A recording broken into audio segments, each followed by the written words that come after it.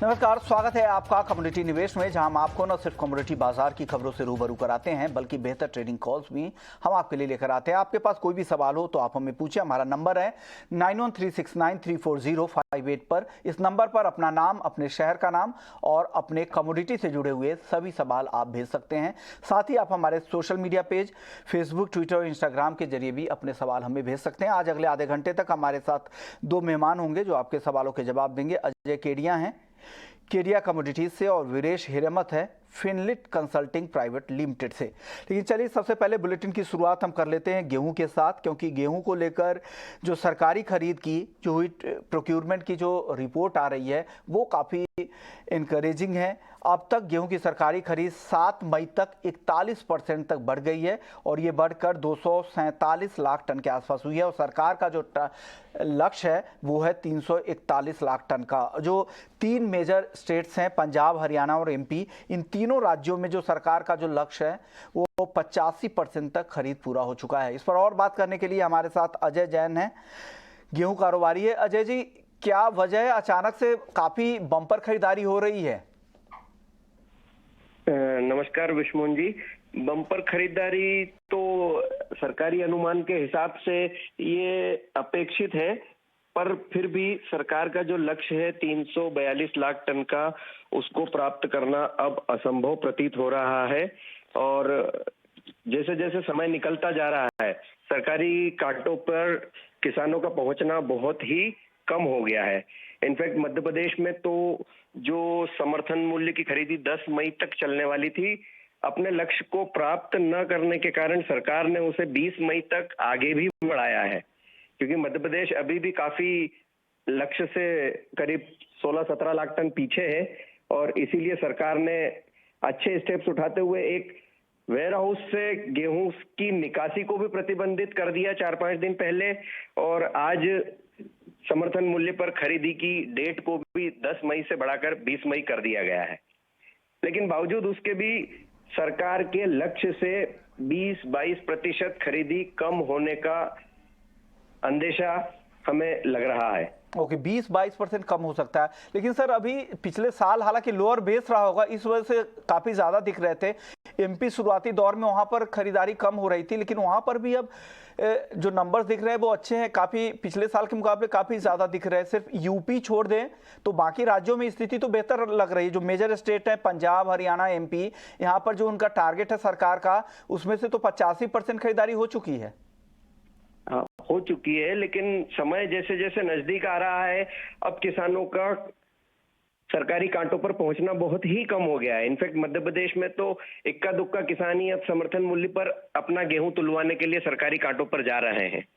तो इससे हमारी जो आशंका, हमने आपको पूर्व में भी बताया था कि जो कुल उत्पादन 1120 लाख टन का सरकार सोच रही है, अब वो ऐसा लगता है कि वो भी काफी नीचे रहने वाला है। यानी खत्म नहीं हुई है। सरकार का जो लक्ष्य है 341 लाख टन का, वो पूरा होने का अनुमान कम लग रहा है। सर, क्या वजह और आपको लग रहा है? क्या जो किसान हैं, जो स्टॉकिस्ट है, उनको लग रहा है कि आगे भाव ज्यादा मिलेंगे, इस वजह से वो माल को रोक उन्होंने लिया है? वो तो अच्छी क्वालिटी का माल जो रोका है अलग बात है, लेकिन अभी जो परिस्थिति है, कुल उत्पादन में भी कमी की संभावना नजर आ रही है पूरे भारत में। इसीलिए सरकारी खरीदी के जो लक्ष्य है उससे कम ही उनको प्रोक्योरमेंट होगा। सबसे ज्यादा प्रोक्योरमेंट का जो इम्पैक्ट आ रहा है वो उत्तर प्रदेश से आ रहा है, जो करीब 40 से 45 लाख टन पीछे है सरकारी लक्ष्य के।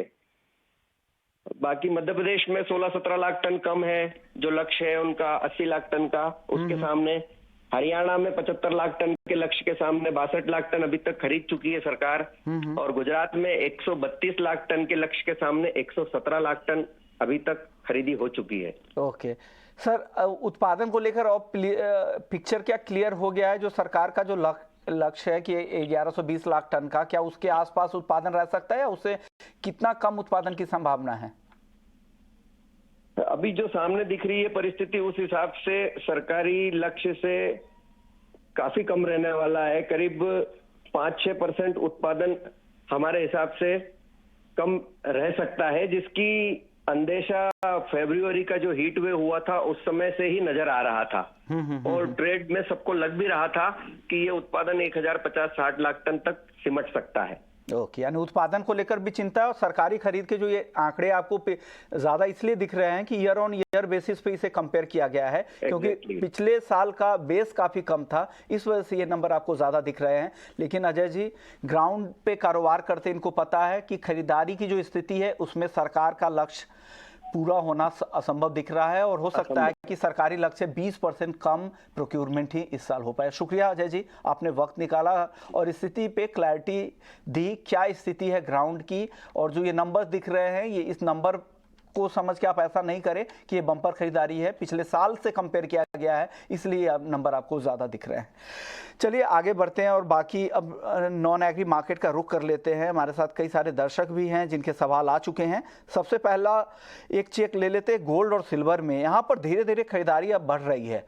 केडिया जी, क्या करना चाहिए गोल्ड और सिल्वर के जो ट्रेडर्स हैं, आज उनको क्या खरीदारी करनी चाहिए जो अभी जो ट्रेंड वापस से ऊपर की ओर जाता दिख रहा है इसमें? केडिया जी, आपसे सवाल था। जी, जन से रुपए में जो गिरावट है, ये कहीं ना कहीं डोमेस्टिक गोल्ड को सपोर्ट कर रहा है, जबकि इंटरनेशनल में गोल्ड अभी भी 2025-30 के बीच में ट्रेड करता हुआ दिखाई दे रहा है। तो टाइमिंग मुझे लगता है रुपए के चलते प्राइजेस थोड़ा बहुत पुल बैक दिखा रहा है, जो 61, 300-400 के रेंज में जा जरूर सकता है, बट सस्टेन नहीं करेगा। बिकॉज पिछले हफ्ते हमने फेड से अपडेट आते हुए देख लिया है कि आगे जाके इंटरेस्ट रेट हाइक नहीं होगा, जो मेजर इवेंट था वो डिस्काउंट हो चुका है। डॉलर इंडेक्स की भी अगर हम बात करते हैं तो कंटिन्यू डॉलर इंडेक्स अब 101 के ऊपर कंटिन्यू मेंटेन करके चल रहा है, एक रेंज में ही चल रहा है। तो आई थिंक थोड़ा जो पुल बैक है रुपए की गिरावट की वजह से जो 61, 300, 400 की रेंज में आ सकता है, बट वहां से वापस प्रेशर बनता है तो 60,800 तक का लेवल हम देख पाएंगे। तो ओवरऑल सेल ऑफ जंप की रणनीति बना के चलिए।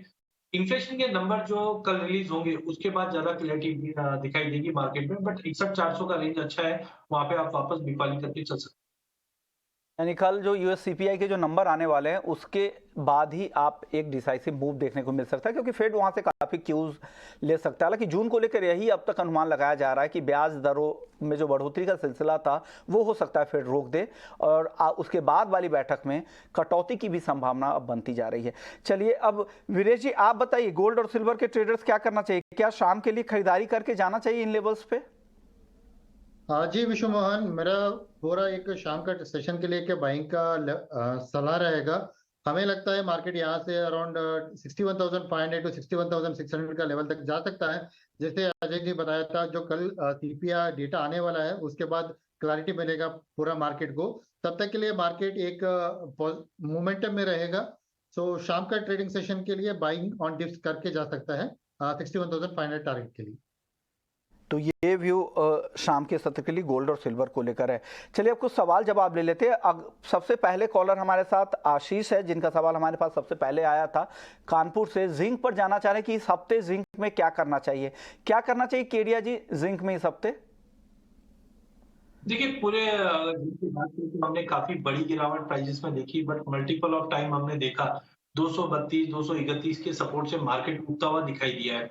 200 मूविंग एवरेज की अगर बात करते हैं तो प्राइसेस अभी भी थोड़ा सा बेरिश टोन ही दिखा रहा है, लेकिन जिस ढंग से पूरे बेस मेटल में आज थोड़ी बहुत रिकवरी दिख रही है, ये मार्केट में मेंटेन रहने की उम्मीद है। तो आज के ट्रेड सेटअप में बाइंग करके चलना है, बट 236 के ड्रॉप पे करके चलिए। 233 का स्टॉप लॉस रखिए, 242 का टारगेट देखने को मिल सकता है। दर्शक हमारे साथ गुगले हैं महाराष्ट्र से। गोल्ड इन्होंने 2 लॉट 59,923 रुपए में शॉर्ट किया है। क्या करना चाहिए वीरेश जी इनको? शॉर्ट की पोजीशन है 59,923 पे, क्या बने रहे? भाव नीचे आता हुआ आपको दिख रहा है, काफी नुकसान हो गया है अब इनको। देखिए जैसे मैं बताया था, आज का शाम के लिए मार्केट थोड़ा सा पॉजिटिव मोमेंटम रहेगा। कल सीपीआई डेटा आने के बाद मार्केट में क्लैरिटी मिलेगा। फिर भी हमें लगता है इस लेवल एक बहुत हाई लेवल है। मार्केट में कभी भी फॉल आ सकता है, एक करेक्शन आ सकता है लॉन्ग लिक्विडेशन के लिए। जैसे थोड़ा नीचे आए तो मार्केट में एक बार लॉस बुक करना चाहिए। मेरे को नहीं लगता है एक तेज गिरावट इसमें नहीं दिख रहा है, यहाँ पर नहीं दिख रहा है। चलिए अगले दर्शक का सवाल ले लेते। एक और सवाल था गुगले महाराष्ट्र का, उनका सवाल था यूएसडी आईएनआर के ऊपर 81.95 पर खरीदा है, यानी करीब करीब 82 पर खरीदा गया है यूएसडी आईएनआर। क्या करना चाहिए इनको केडिया जी? यूएसडीआर का हमने कॉन्फिडेंस दिया कि 82 के नीचे प्राइसेस बिल्कुल सस्टेन नहीं कर पा रही। जिस ढंग से हमने हमारे फॉरेक्स रिजर्व को गिरते हुए देखा है, तो बार बार जब भी 82 के नीचे आता है आरबीआई की बाइंग कंटिन्यू लौटती है। और पिछले हफ्ते भर से हम देख रहे हैं कि डॉलर इंडेक्स भी 101 102 के बीच में ट्रेड कर रहा है। साइडवे है बट पॉजिटिव व्यू दिखाई दे रहा है, जिसके चलते हमें लगता है कि बाइंग है वो कंटिन्यू रखिए। 8180 का स्टॉप लॉस मेंटेन रखिए। 8240 तक के लेवल ये हफ्ते में हम देख पाएंगे, तो बाइंग कंटिन्यू होल्ड रखिए। अगले दर्शक का सवाल है रूपाराम जोधपुर से, नेचुरल गैस और चांदी दोनों पर राय चाहिए। केडिया जी क्या सलाह है नेचुरल गैस पर और चांदी पर? देखिए, सबसे पहले अगर हम वॉलेटिलिटी काफी ज्यादा है मार्केट में, बट आई थिंक मार्केट एक डबल टॉप बनाता हुआ दिखाई दे रहा है। इंटरनेशनल में $26 नहीं तोड़ पा रहा है। हमारे यहाँ पे भी हमने देखा 78 500 का रेजिस्टेंस लिया हुआ है। तो एक करेक्शन थोड़ा बहुत मुझे दिखता है कि फेड इन्फ्लेशन के नंबर से पहले दिखाई देगा, जो 76,000 तक का लेवल दिखा देगा। बट टाइमिंग ध्यान रखिए, ये जो गिरावट है वो ये हफ्ते की है। अगले हफ्ते से हमें लगता है मार्केट में एक अच्छा खासा बूस्ट अप वापस मिलेगा, तो टेम्परेरी 76,000 तक का फॉल मिलेगा। वहीं अगर नेचुरल गैस की अगर बात करें, तो प्राइसेस बार-बार में 185 के करीब जा रहा है, बट सस्टेन नहीं कर पा रहा है। तो आज करंट लेवल पे बिकवाली करके चलिए 181 के करीब, 186 का स्टॉप लॉस रखिए, 172 का टारगेट देखने को मिल सकता है। तो टेम्परेरी एक गिरावट है, 172 तक के टारगेट देखने को मिल जाएगा। गिरावट है, नेचुरल गैस बेचने की सलाह है। शिल्पा है देहरादून से, सोना इन्होंने 61,250 रुपए पर खरीदा है। क्या करना चाहिए केडिया जी इनको? सोना इन्होंने बाय किया है, बट आई थिंक कोई बड़े ऐसे ट्रिगर्स है नहीं जो प्राइसेस को ज्यादा सपोर्ट कर पाएगा। तो मुझे लगता है अभी इनके कॉस्ट के ऊपर ही प्राइसेस आए हुए हैं। 300 के करीब भी मिलता है तो एक बार मुनाफा बुक करके निकल जाना चाहिए। इस वक्त 300 के ऊपर भाव चल ही रहा है, तो यहाँ पे एक बार प्रॉफिट बुक करके निकल जाए। मुझे लगता है कि प्राइसेस 61 300 400 के रेंज में आने के बाद वापस गिरावट लेगा। आज की जो तेजी या रिकवरी है, थोड़ी बहुत रुपये में जो गिरावट है उसकी वजह से ज्यादा ड्रैग है। इंटरनेशनल में मार्केट अभी भी 2030 के करीब ही है, तो बेटर एक बार प्रॉफिट बुक कर लेना चाहिए। हर्ष प्रजापति है झांसी से, चांदी 70,000 रुपए तक कब तक आएगी? वीरेश जी कब तक संभावना है कि 70,000 तक चांदी आए? इतनी गिरावट की संभावना आपको दिख रही है चांदी में?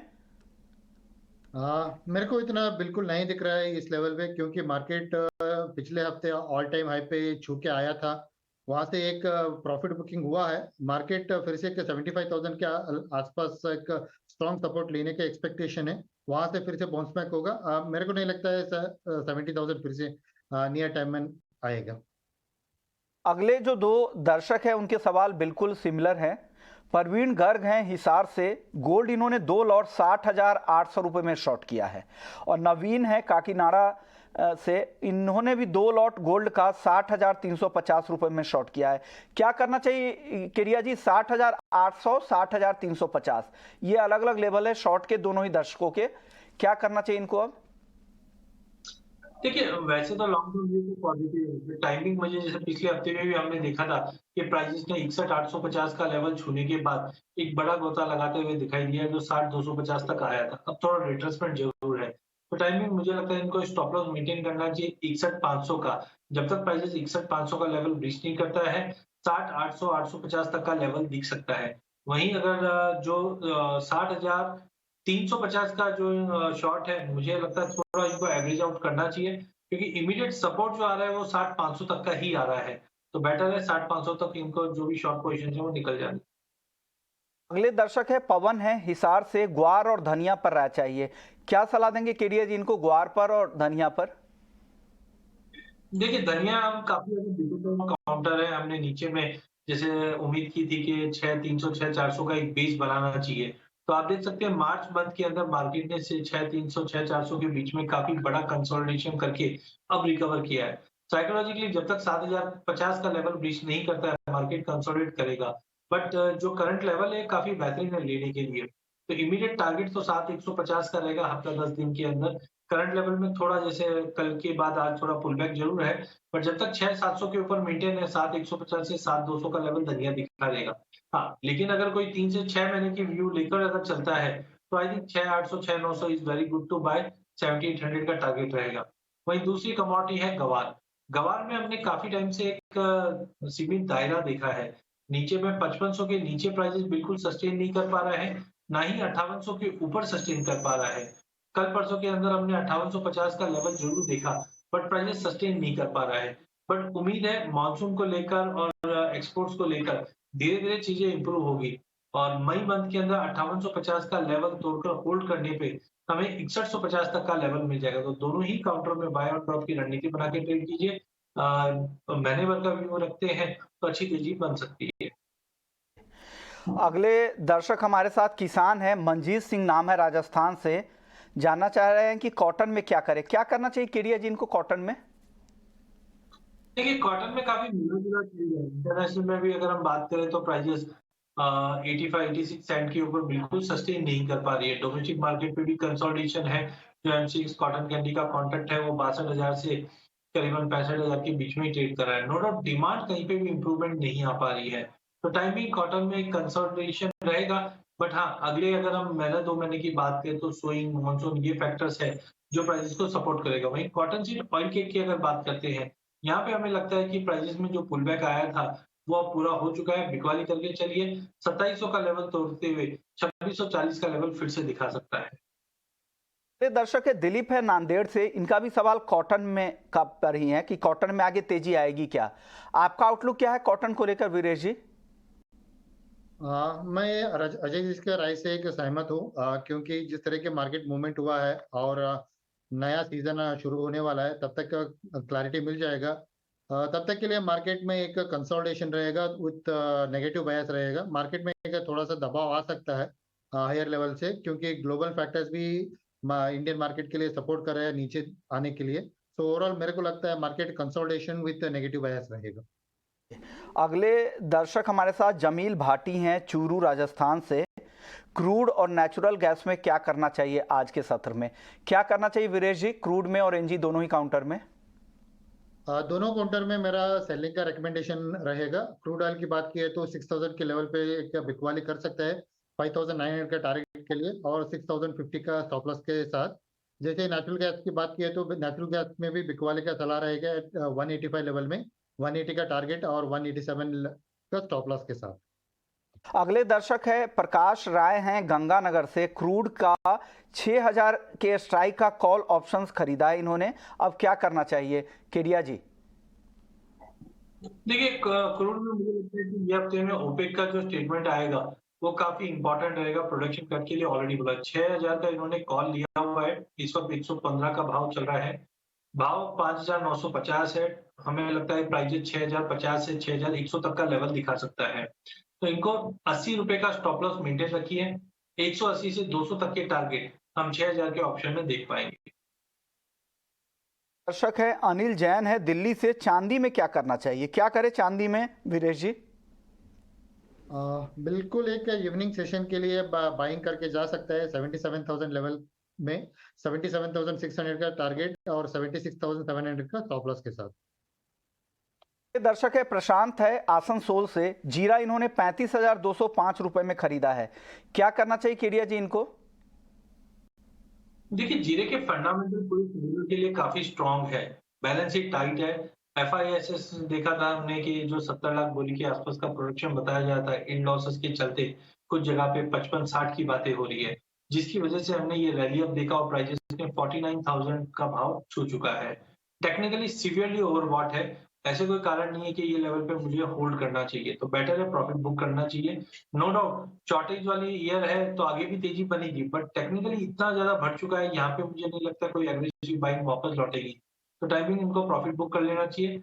एक ड्रॉप मिल सकता है जो 41-42,000 के करीब अगर आता है, वहां पे ये रिबिल्ड करके चल सकते हैं, बट करंट लेवल से मेरी सलाह रहेगी प्रॉफिट बुक कर लेना चाहिए। अगले दर्शक है सतबीर है, पानीपत से। इनका सवाल है चांदी और एल्युमिनियम में इंट्राडे में क्या करें?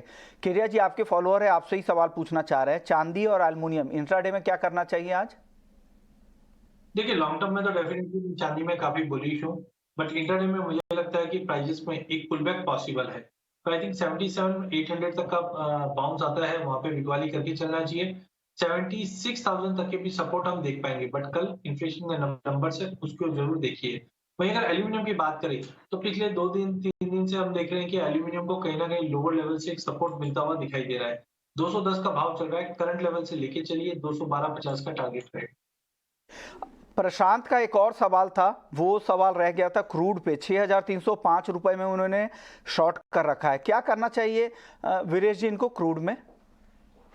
क्रूड में जैसे बताया गया था कि मार्केट दबाव में है, हमें लगता है मार्केट में और दबाव रह सकता है इवनिंग का सेशन के लिए। हमारा टारगेट रहेगा 5,900 का लेवल का, 6,000 में बिकवाली करना है और 6,050 का स्टॉप लॉस के साथ। प्रशांत का एक और सवाल था वीरेश जी, वो कॉपर पर है। 777 रुपए में उन्होंने शॉर्ट कर रखा है, क्या करना चाहिए इनको कॉपर में अब? कॉपर में हमें लगता है मार्केट दबाव में आ चुका है। इनका जो शॉर्ट है अभी भी अच्छा लेवल पे है, 750 के आसपास से ट्रेड करते हुए देखने को मिल रहा है। हमें लगता है इनको प्रॉफिट बुक करना चाहिए इस लेवल पे। नेचुरल गैस पर एक सवाल था, 180 रुपए 50 पैसे में इन्होंने बेचा है, क्या करना चाहिए केडिया जी इनको? सेल पोजीशन है 180 रुपए 50 पैसे की। देखिए नेचुरल गैस में मुझे लगता है कि momentum थोड़ा-थोड़ा मार्केट सपोर्ट लेता हुआ दिखाई दे रहा है, क्योंकि मल्टीपल ऑफ टाइम हमने 160 के सपोर्ट से रिकवर करते हुए दिख रहे हैं।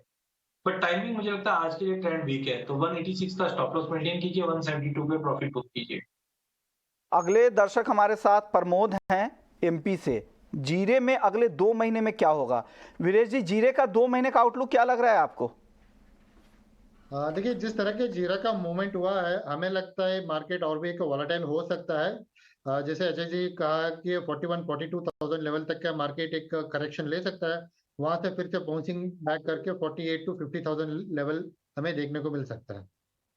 प्रमोद का एक और सवाल है सोया तेल में, कि सोया तेल में क्या करना चाहिए? केडिया जी, सोया तेल में क्या लग रहा है, क्या यहाँ से भाव किस तरफ जाएंगे? और ये जो खबर आ रही है कि ब्लैक सी को लेकर जो डील हुई थी यूक्रेन और रूस में, उस पर फिर से वापस से कुछ अटकलें ऐसी लगाई जा रही है। हालांकि यूक्रेन की तरफ से बयान भी आए हैं कि वहां पर फिर से पाबंदी लगाई जा रही है रूस की तरफ से। इस खबर का क्या असर होगा, क्योंकि सनफ्लावर ऑयल वगैरह का इंपोर्ट तो उधर से हुई रहा था। ऐसे में क्या आउटलुक है आपका सोया तेल पर?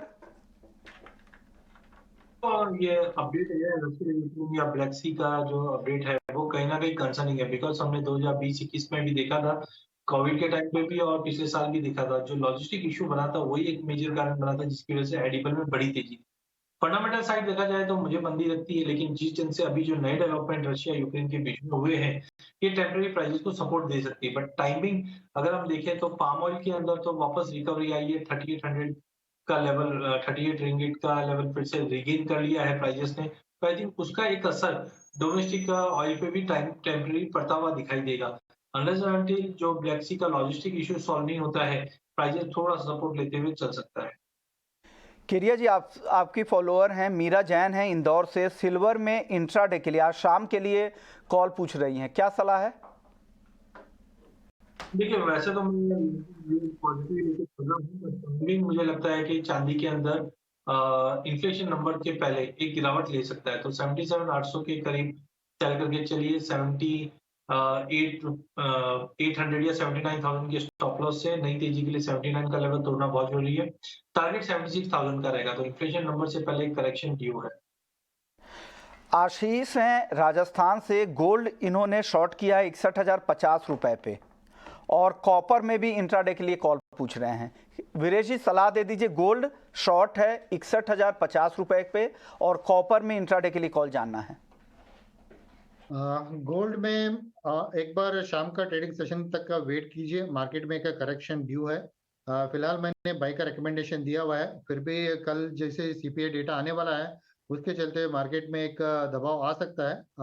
होल्डिंग का रिकमेंडेशन करूंगा गोल्ड में। जैसे कॉपर की बात किए तो इंट्राडे के लिए कॉपर का बाइंग का रिकमेंडेशन रहेगा 750 लेवल में, 755 का टारगेट के लिए और 747 का स्टॉप लॉस के साथ। एल्युमिनियम में दिन के निचले लेवल से अच्छी रिकवरी दिखी है, 210 रुपए के ऊपर है। वीरेश जी क्या करना चाहिए इन लेवल्स पे एल्युमिनियम में आज? यहाँ पर भी इंट्राडे के लिए बाइंग का रिकमेंडेशन रहेगा 212 से 213 का टारगेट के साथ और 208 का स्टॉप लॉस मेंटेन करना चाहिए। चलिए आज इतने सवालों को शामिल कर पाएंगे। शुक्रिया अजय जी आपका, वीरेश जी आपका, आप लोगों ने वक्त निकाला और दर्शकों के फटाफट सभी सवालों के जवाब दिए। जो सवाल आज रह गए हैं कोशिश करेंगे उन सवालों के आपके सवालों के जवाब कल देने की कोशिश करेंगे। तो कमोडिटी निवेश में फिलहाल इतना ही, लेकिन बाकी खबरों के लिए आप बने रहिए ET Now स्वदेश के साथ। नमस्कार।